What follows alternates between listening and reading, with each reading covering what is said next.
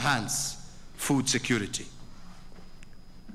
This government is word by word, our policy, line by line, and each paragraph of the president's speech during the historic opening of the 11th Parliament could give a glimpse of the anticipated Uhuru Kenyatta's new-look cabinet. In his speech, it looks like most of the key priority areas he pointed out may end up being ministries in what he stated as a very lean cabinet. We will streamline the agencies of government to end the confusing and wasteful overlap of responsibilities and create a government that is fit for the 21st century. The 21st century cabinet, according to the president, is one which gives priority to technology. Kenya is doing well, but not well enough. While our financial and ICT sectors are strong, our agriculture, manufacturing, and transport sectors that should be driving export-led growth are underperforming. From this, it is obvious the Information and Communication Technology Ministry is certainly on the cards, same as agriculture, with emphasis on value addition in the agricultural sector. The Ministry of Agriculture is likely to be an expanded one to include livestock and fisheries. We need to spark an industrial revolution in our country. Within the next few years, we must add value to our produce and manufacture here in Kenya the finished goods that we increasingly use in our homes and business. Yet another hint, the Ministry of Industrialization will be given priority. The ministry is likely to be tasked with the responsibility of spurring growth in the manufacturing sector. Then another interesting line from the president's speech.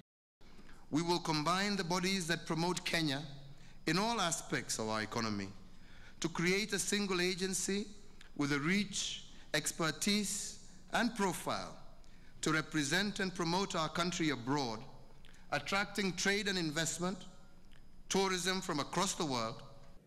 From this, the president appears to link tourism to trade, which could mean two things. Either it could be maintained as two independent ministries, or they could be merged into one ministry, probably to be known as the Ministry of Trade and Tourism, as the following statement clearly implied. Our embassies and missions will be remodeled to market Kenya in their respective countries and link directly to this new trade promotion service. And next, it was in the area of sports. My government will foster the sports and entertainment sectors, establishing a national lottery that will support them both. From this statement, the new cabinet is likely to have a ministry to be in charge of sports, arts, and entertainment,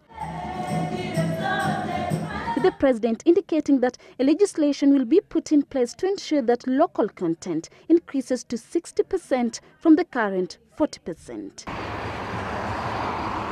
Another key feature of the president's speech was infrastructure development, with delivering the Vision 2030 dream being given priority as well. Could this imply that the Ministry of Infrastructure could be a standalone ministry? We need a new mass transport and commuter networks in our cities, and long-distance connections to our regional neighbors, as well as improvement to local roads so that our people can move freely across our nation. Just like he had done in the past, the president reiterated that his government was determined to ensure the implementation of the devolved governments as a key priority, an indication that there could be a Ministry of Devolution to replace the current Ministry of Local Government.